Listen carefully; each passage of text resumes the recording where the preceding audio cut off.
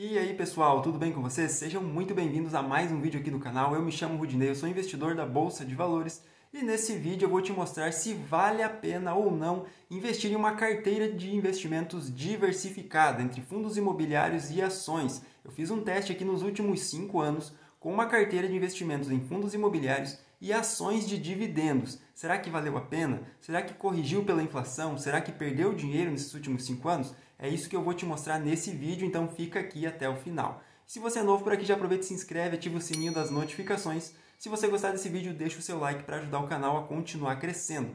Recentemente chegamos aos 4.000 inscritos, eu quero agradecer a todos vocês e fazer o compromisso aqui de entregar sempre o meu melhor, tá? E para quem pergunta do meu curso, tá? O Manual do Investidor, eu vou deixar o link aqui na descrição, tá? É só você clicar e vai abrir um vídeo onde eu te explico tudo sobre esse curso. Eu vou te ajudar a aprender a investir, vou te ajudar a investir e te ensinar a investir do zero, mesmo que você nunca tenha investido. Então, link aqui na descrição, tá?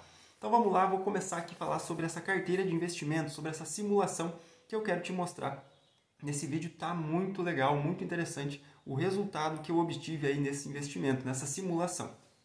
Bom, então, como eu disse, é uma carteira nos últimos 5 anos, tá? Uma carteira com ações e fundos imobiliários. 4 fundos imobiliários e 4 ações focadas em dividendos. Então, são ações que pagam bons dividendos, tá?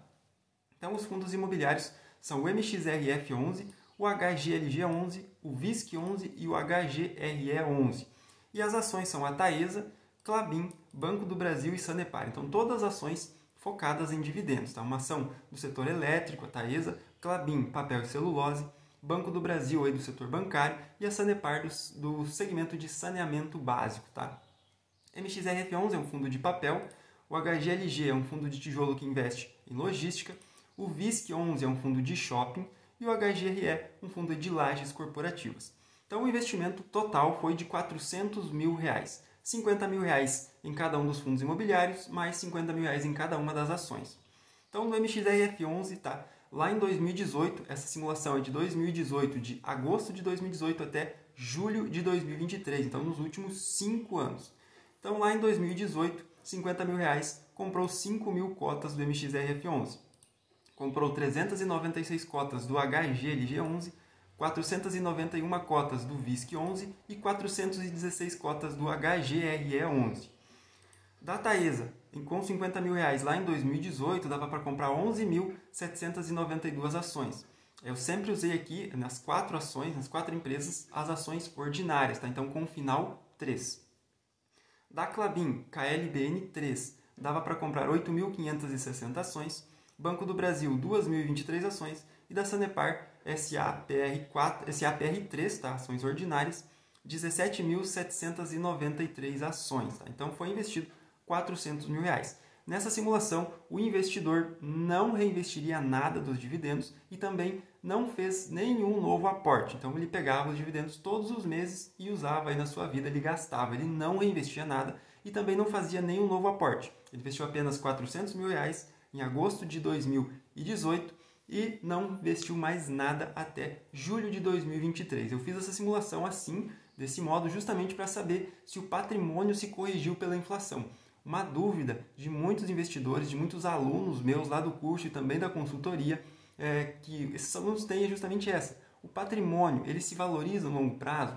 Devo me preocupar com a inflação ou não? Tá? Então, justamente para tirar essas dúvidas, para saber se esses ativos conseguem se valorizar pela inflação, mesmo eu não reinvestindo nada neles e mesmo sem eu fazer nenhum novo aporte. Tá? Então, fica aqui, eu vou te mostrar os gráficos do patrimônio e também dos dividendos e você vai se surpreender aqui, principalmente com os dividendos. Tá? Então, o primeiro gráfico que eu quero mostrar aqui é o gráfico do patrimônio. Então, lá em 2018, foram investidos R$400 mil e aí o patrimônio oscilou, né, como é normal por conta da renda variável.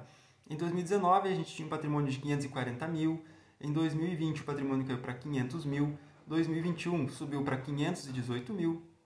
Em 2022, 517. E em 2023, 588 mil. Então, traçando uma linha reta aqui, só para ficar mais fácil de visualizar, a gente vê que o patrimônio cresceu nos últimos 5 anos, mesmo sem reinvestir nada e sem fazer nenhum novo aporte. Então, o patrimônio ele cresceu. Mas quanto que ele cresceu? Lembrando que ele saiu de R$400 mil para R$ 588 mil. Então, esse patrimônio cresceu 47% nesses últimos 5 anos, o que dá um total de 9,4% ao ano. Se a gente pegar uma inflação de 5, 5,5%, a gente ainda teve um crescimento real acima da inflação de aproximadamente 4 a 4,5% ao ano. Então, o patrimônio, sim, se valorizou e se valorizou acima da inflação. Então, nesse caso aqui, esse patrimônio não perdeu o poder de compra, tá? Se ele quisesse retirar esse patrimônio, ele teria a correção pela inflação e ainda de 4 a 4,5% acima dessa inflação aqui no patrimônio, tá? Então, está provado que uma carteira diversificada entre ações e fundos imobiliários, é claro que 5 anos não é um prazo tão longo assim, a gente teria que pegar um prazo ainda maior, tá? Eu não fiz isso por conta do volume de dados, tá? É muito dado, muito número que a gente tem que colocar aqui, a maioria deles é tudo manual. Então, daria um volume de dados, talvez eu ficasse ali alguns meses para fazer, tá? Eu demorei alguns dias para fazer aqui com 5 anos, então imagina se eu pegasse aqui 10, 15, 20 anos. E a gente não tem fundos imobiliários, muitos fundos imobiliários que são negociados há muito tempo, tá? A gente tem aí no máximo 10, 12 anos e são poucos fundos imobiliários, tá? Mas agora vamos lá, então, vou te falar aqui sobre o gráfico dos dividendos para a gente ver como é que ficou. E aqui eu tenho todos os dados, todos os números de dividendos, como eu disse, são muitos dados, muitos números e são todos colocados aqui manualmente, tá? Então aqui eu tenho os dados de dividendos do MXRF11, do HGLG, do VISC, do HGRE, da Sanepar, do Banco do Brasil, da Klabin e também da Taesa, e aqui nessa coluna eu tenho o total de dividendos, desde agosto de 2018 até aqui embaixo em junho de 2023. Então aqui a gente tem o gráfico, tá? Os dividendos recebidos ficariam dessa forma aqui.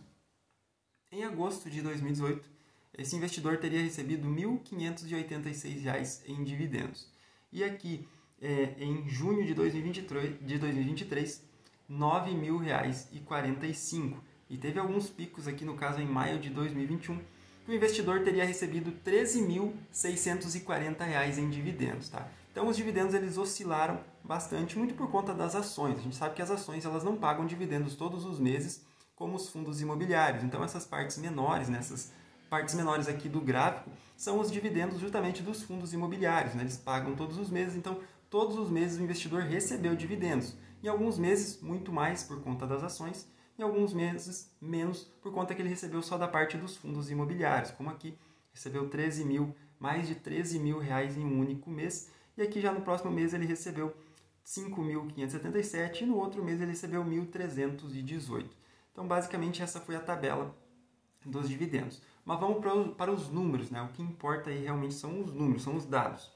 A média recebida em dividendos nesses 5 anos foi de R$ 3.368. Então, pegando todos esses dividendos e dividindo pela quantidade de meses, deu uma média de R$ 3.368 por mês em dividendos. E o total recebido em dividendos nesses últimos 5 anos foi de R$ 198.712.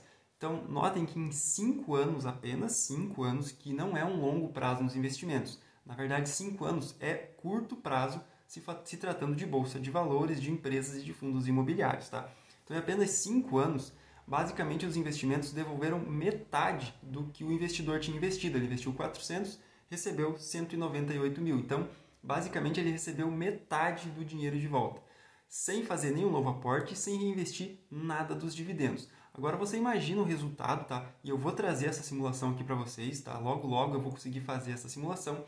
Imagina se ele tivesse reinvestido 20%, né? Ou que seja 10% desses dividendos. Como teria sido o resultado nesses últimos 5 anos? Lembrando que é só 5 anos, tá? Então você imagina em 10, 15, 20 anos, mesmo que ele não reinvista nada dos dividendos e nem faça nenhum aporte. Como é que estaria isso aqui daqui a 20 anos? Então, compensa muito você montar uma carteira de investimentos focada em dividendos, tá? É a minha estratégia de investimentos, tá? Eu sigo essa estratégia de empresas e fundos imobiliários focado em dividendos, porque sim, dá muito resultado. Você imagina se ele deu esse resultado em 5 anos, como eu disse, imagina em 20, 30 anos, né? Os dividendos, eles crescem à medida que os anos vão passando e o patrimônio também, então tudo vai se corrigindo pela inflação, entregando ainda muito mais. E lembrando que aqui no nosso país, por enquanto, os dividendos são livres de imposto de renda. Então, você ganha uma receita livre de qualquer tipo de imposto, tá? Deixa aqui nos comentários qual é a sua opinião sobre isso, né? Se você investe mais em dividendos, se você investe mais em empresas e fundos imobiliários de crescimento. Deixa aqui nos comentários, eu quero saber a sua opinião. E muito obrigado por você ter assistido esse vídeo e até a próxima.